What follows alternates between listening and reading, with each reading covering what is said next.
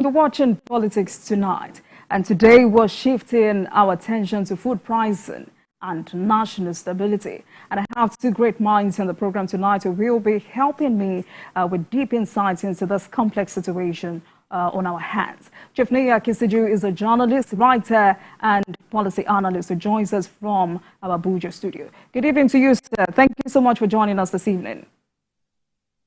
It's a privilege. Good evening. Thank you. Good evening to you, sir. Right. So also with me tonight is Dr. Muda Yusuf, CEO, Center for the Promotion of Private Enterprise. Is the former DG of the Lagos Chamber of Commerce and Industry. Dr. Yusuf, good evening to you, sir. Thank you for joining us. Good evening. Right. So let's get... Good evening to my colleague in Abuja. Right. Gentlemen, let's get straight into this conversation. And I'd like to start with you, Dr. Yusuf. We had a conversation 4 months ago about the president's economic reforms. And I wanted to know why these reforms were not materializing yet. I wanted to know if it was an issue of bad timing or bad implementation. And I remember you said the president inherited a battered economy. And for these reforms to work, Nigerians have to be patient because it takes critical measures for these to work. Nigerians are gradually running out of patience. Yes. You know, the nature of the reforms is such that it requires time to begin to yield the desired outcomes. And of course, by its very nature, it's quite painful. And, you know, I mean, it's not unexpected. But what I think we are possibly missing is the promptness of the delivery of the mitigating measures. You know, a few months ago, I think the president even addressed the nation on steps, you know, that have been taken to mitigate, you know, this hardship. But I think between the pronouncements and the delivery of those promises, I think there has been a lag, which I think we should find a way, you know, to make shorter, so that when we are undertaking this kind of reforms, whatever the social consequences is, we respond very quickly to those consequences. The fact is that those reforms were inevitable. You know, there are things that we needed to do because the economy was almost on the brink. You know, and to pull the economy back from the brink, those reforms needed to be taken. But I take your point that typically, as we progress with this kind of reform, we need to review it from time to time in the light of the outcomes and the light of the severity of the impact. Because we are dealing with economic management. Economic management is not like physics or engineering that you can predict with accuracy. You know, you are dealing with human beings. That is why it is social science. And from time to time, depending on how things are unfolding, I think there's a need to review some of those reforms as we progress. For instance, two major reforms actually we had at the onset of this administration. We had the fuel subsidy removal, and we had the exchange rate unification. The fuel subsidy removal, yes, there have been some efforts to support the domestic refining of petroleum products, and some progress has been made. But again, there was also this promise to do something about CNG, alternative transportation systems, and so on and so forth. I expected much faster response, you know, on that front. And in addition to that, I have thought that we will have some policy measures that will make the process a lot more inclusive, such that it will be cheaper for citizens to embrace these alternative sources of energy. For instance, the cost of, you know, moving from petrol to this CNG, the cost of fixing of all these gadgets and so on, those costs need to be much lower. And we can deploy fiscal policy measures like import duty, like tariff and all of that, to crash the cost of conversion, either of trucks. I mean, see what the truck drivers are complaining about. Many of them are still being powered by diesel, and diesel is extremely expensive now. So imagine if they had been able to easily convert to CNG. CNG is possibly maybe 20–30% of the cost of diesel. That should have brought down the cost. Right. The same thing even with individuals. Many people by now will have preferred to have converted, but we need a policy intervention to crash the cost of conversion. All right. These are some of the things I think we need to fine-tune in the process of... Great. So, Dr. Yusuf, let me put you on hold while I bring in Chief Akisiju into this conversation. What exactly are we not doing right? I mean, the president in the last 8 months has been on track trying to fix the economy, fighting insecurity, attracting foreign direct investment, and consolidating Nigeria's foreign policy affairs on the world stage. I mean, in the face of this, we're grappling with an alarming surge in the cost of living. On the other hand as well, President Tinubu has said he will not approve the importation of food. Neither will he establish a price control board. What short-term measures can bring us out of this quagmire? I think the first thing is also to commend the president for taking that position because it's a natural inclination of all leaders to try to play to the gallery by taking the shorter, easier costs. If that is talking about importation, the option of importing food to ameliorate or mitigate the obvious food shortages and high price of food items. Now, the normal intervention advice would be within a certain period of time that an expected volume of food items will be imported into the country, to create a softer supply environment, as it were. But the president clearly noted that he wants to keep farmers doing their jobs, in Nigeria. And to a large extent, he also wants to keep our businesses, our jobs in Nigeria, because once we start importing, we are actually moving our jobs into those jurisdictions from which we are importing. We are also denying the Nigerian farmers the opportunity to be economically engaged. And of course, given sometimes somewhat inclement business environments from which even our farmers operate, we can't exactly say that they would compete effectively, with food items from abroad. So it is a profound acknowledgement of our limitations indeed, but again, the fact that the president was not rushed, or refused to rush himself into that option, I think is commendable. Now, what are we not doing right? The truth of the matter is, when you introduce or you deploy policies as had been deployed now, in terms of the harmonization of the foreign exchange rates, which Dr. Muda had been a major advocate. I think I was introduced to his position more than 8 years ago, and he had always been an advocate of that position. Even when some of us would even want to rationalize why there was a need to sustain the multiple window options.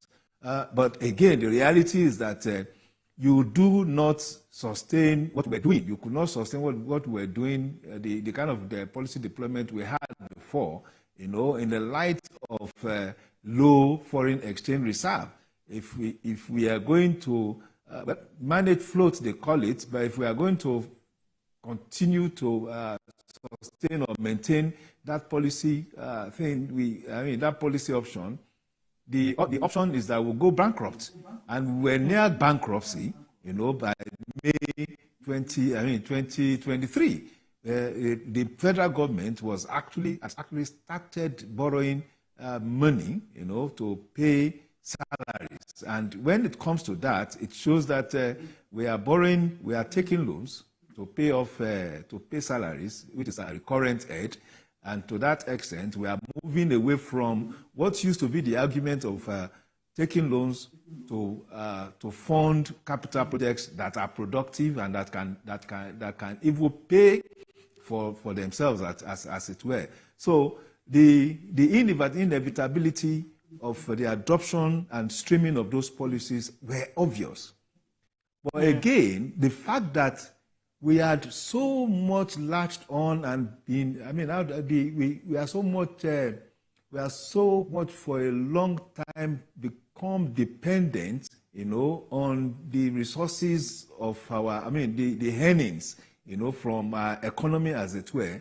It would appear that was a normal condition for us. But indeed, we have been living more or less at virtually a subsidized kind of life, either at the level of education, at the level of our health, access to health service, level of electricity tariff, what we pay for electricity tariff, at the level of our access to foreign exchange, at the level of petroleum. We've virtually, as a matter of fact, been dependent on our little earning. And of course, that would have to cause a disruption if we're going to go through, if we are going to allow the forces of the market, demand and supply, to determine the pricing, template for us.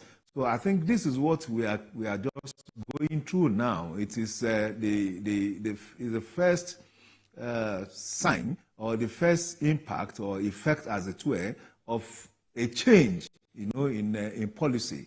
So we had a situation where we thought government was responsible for a certain percentage of our existence. Now the government is saying, no, let us remove that. So that it's not just about us consuming what we earn, the little revenue we earn, but when we make this earning, can we also redirect it into capital projects, or projects that would help enable production and productivity in the larger economy, of the country, in such a way that going forward, we would now, of course, be sustained by capacity building, by production and productivity space, the production and productivity threshold that we have built, right, and so on. But essentially, the fact at this moment is that there is a paradigm shift. And because there is a paradigm shift, there is a disruption of our ways of living. But I believe that if we are more committed, if we persevere, we would, of course, harvest the fruit of these policies as they are. All right, I'll come back to you. Dr. Yusuf, how do you respond to the president's not conceding to the idea of a price control board? And also, why do we need to release grains from our strategic reserves? Will this help our situation? Two questions. Well, the concept of price control is something that is, I wouldn't say outdated. I don't think, because the matter that was taken to court, the learned senior advocate went to court and got a judgment or so. That was a legislation of maybe the early 70s or mid-70s. We are talking of close to 50 years. Can work for us. Things have changed. And when you also are operating in a situation where you don't have full control over the cost or the variables or factors that are driving your cost of production, how do you not dictate the price to the person who is producing?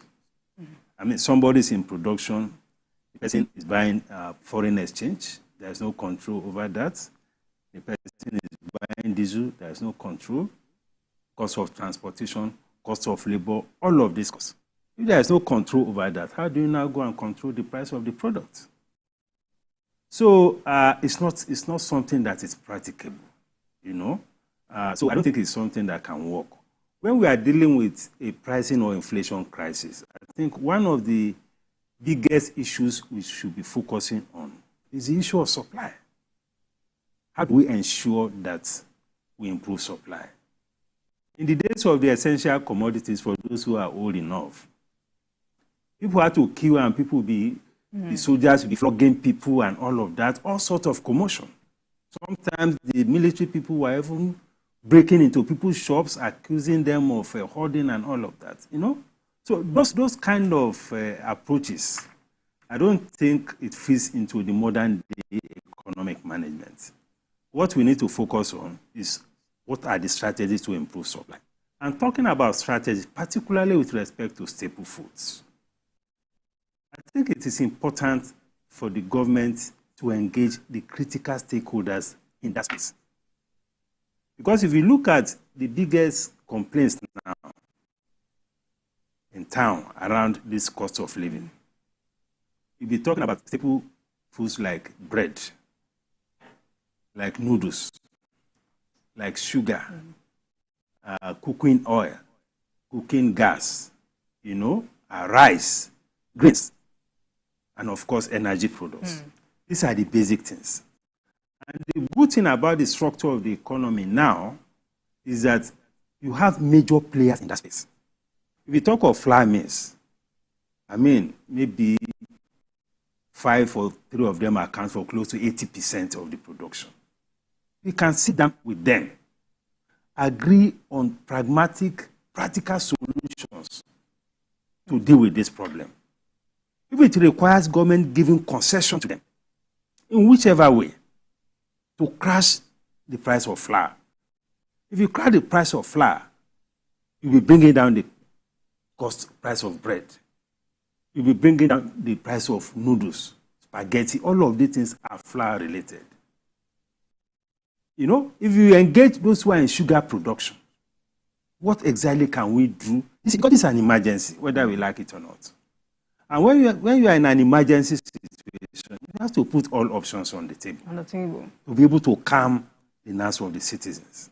What the citizens want to see is affordable food. So engagement with these critical stakeholders, I think, will help. Because you cannot understand the sector better than those who are operating in the sector. I haven't seen that level of sufficient engagement and agreeing on what concessions. If you have to trade off some revenue of government, so be it. But in the meantime, the federal government is talking about releasing grains from our strategic reserves. That's what I'm asking. Will this help? No, it will help, but it can't go far. I mean, we are talking. I don't know how much grains they have. We don't have data on the statistics around the grains. And what kind of grains are we talking about? Is it maize? Is it sorghum? Is it rice? What kind of grains? The approach to this kind of problem has to be more fundamental. It has to be more systemic. It has to be something that can trickle down very quickly. Because when all this model of distributing things to people, how many people will you distribute things to? It's a huge population. So the approach has to be more systemic and much more fundamental. That's why I was talking about how to tackle this problem from the production end. And whatever concessions we need to give to these critical stakeholders, let us give it to them to bring down this cost. And my colleague, I agree with what he said about importation, and of course the president was not inclined to that. But I think we can move halfway into that. I will give you an example. We have a lot of rice mills in this country. Most of them are operating below 30% capacity. And the whole idea is for them to get rice paddy from local farmers. Local farmers, the reality is that they have serious challenges with production of paddy. Security challenge is real. Challenge of logistics and all that, all these things are real. And if you have idle capacity of rice mills, I think in the meantime, we can come up with a framework that will allow the importation of rice paddy, not rice. Rice paddy that will allow for the mills to function, because if you are milling those rice locally, you're also creating jobs. You are not just importing the rice. And these mills are all over the country. They are in Lagos now. We have the biggest rice mill in Africa. They are not doing up to 10% capacity. We have mills in the east. We have mills in the north. So as a temporary measure to calm down this, it is an option we can look at. And we can also work out a framework that will involve the rice farmers and the rice millers in a way that we are not going to hurt anybody. We can give guaranteed prices, that whatever you produce, government can guarantee to take it, so that this interim measure will not affect you. All right. That guaranteed price, government can give that. So these are measures to deal with this temporary this situation, which I regard as an emergency. Absolutely.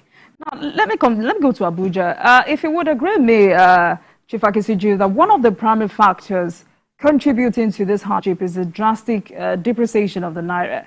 And in addressing this, the CBN took some steps, some foreign exchange market reforms. How optimistic are you about these latest steps?